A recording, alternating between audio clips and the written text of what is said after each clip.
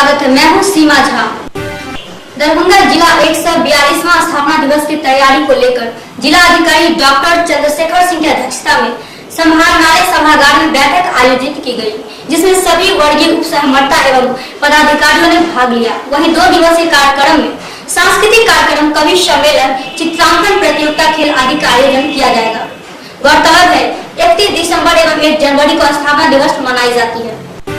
आत्मा शोध संस्थान दरभंगा की ओर से बाकरगंज अखंडा निवासी मोहम्मद शागिर के पत्नी शकीना खातून का निधन 20 दिसंबर को हो गया। वहीं संस्थान द्वारा जारी हेल्थ कार्ड के आधार पर प्रखंड अध्यक्ष मुकेश कुमार शाह के द्वारा मृतक के पुत्री अजमेरी खातून को 2000 रुपया दिया गया। बच्चों के सही काउंसलिंग को लेकर बाल सुधार गृह दरभंगा में 2 दिवसीय प्रशिक्षण कार्यक्रम का आयोजन किया गया, जिसमें राज्य के 6 जिला के सुधार गृह के पदाधिकारी एवं कर्मचारियों ने भाग लिया।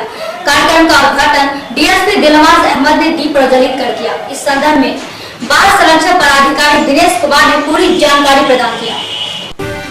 जिला स्कूल दरभंगा से टेस्ट देकर निकल रहे छात्र विकास कुमार चौधरी के पुत्र रोहित कुमार पर विद्यालय के ही 10वीं के कुछ छात्र लाठी डंडा से हमला कर दिया, जिससे रोहित कुमार घायल हो गया।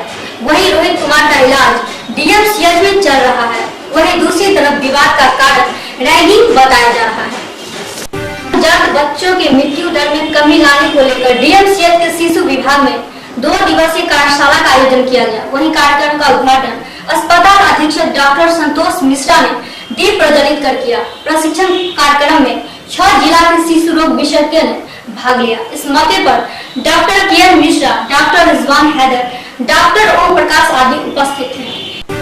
नोटबंदी से आम लोगों को हो रही परेशानी को लेकर प्रदेश के आह्वान पर राष्ट्रीय जनता दल के नेतृत्व में जिला मुख्यालय पर विशाल धरना का आयोजन किया जाएगा, जिसकी तैयारी को लेकर पंडासराय स्थित कार्यालय में राम नरेश यादव की अध्यक्षता में बैठक आयोजित किया गया। बैठक को संबोधित करते हुए गंगा राम वो पूर्व जिला परिषद अध्यक्ष भोला सैनी एवं पूर्व केंद्रीय मंत्री अली अशरफ फातमी ने कहा कि केंद्र सरकार लोगों को ठगने का काम किया है।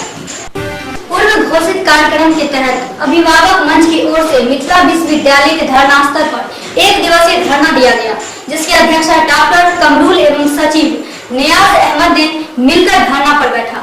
वहीं सचिव नियाज अहमद ने कहा कि मिथिला विश्वविद्यालय के कुलपति को ISI का एजेंट कहने वाले रोहित यादव को जल्द गिरफ्तार करना। कार्यक्रम की अध्यक्षता कर रहे डॉक्टर कमरुल हसन ने कहा कि महामहिम के द्वारा कुलपति की नीतिगत पर फैसले पर रोक लगा दी, फिर भी कुलपति अपने तानाशाही रवैये से फैसला ले रहे हैं। दरभंगा पब्लिक स्कूल के सीनियर शाखा में वार्षिक क्विज प्रतियोगिता का आयोजन किया गया, जिसमें कक्षा 3 से लेकर 11वीं तक के छात्रों ने भाग लिया। इस वार्षिक क्विज प्रतियोगिता के कार्यक्रम में मुख्य अतिथि पूर्व कुल सचिव डॉक्टर नरेश कुमार झा उपस्थित थे, जिन्होंने छात्राओं को संबोधित करते हुए कहा कि बच्चों को अपनी मानसिक क्षमता बढ़ाने के लिए खेल कूद के साथ क्विज प्रतियोगिता जैसे कार्यक्रमों में भाग लेना चाहिए।